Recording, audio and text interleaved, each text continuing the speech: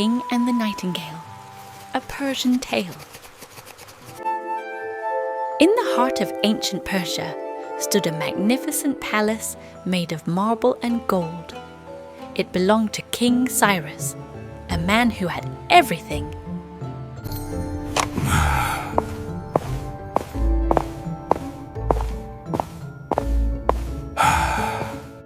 One morning, a melody rose above the garden wall, a song so pure, so full of life, that time itself seemed to pause.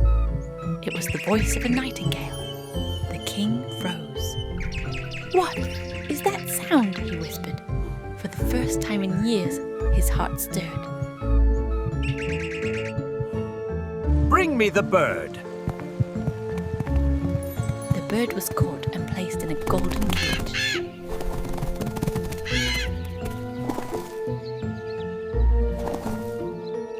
We found this, Your Majesty, a most unusual creature. Its song continued, but now there was sorrow in every note. But over time, the song faded. The nightingale no longer sang.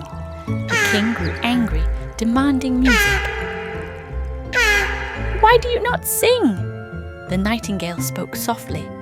"I sang for the sky, for the flowers, for the stars, but in this cage my heart cannot fly." The king sat quietly that night, listening to the silence. He realized he had caged not just a bird, but beauty itself. King Cyrus alone under the stars, walking through his palace garden, deep in thought. The nightingale soaring through golden rays of morning sun, leaving the palace behind. The nightingale returned to the trees. Its song is now richer than ever.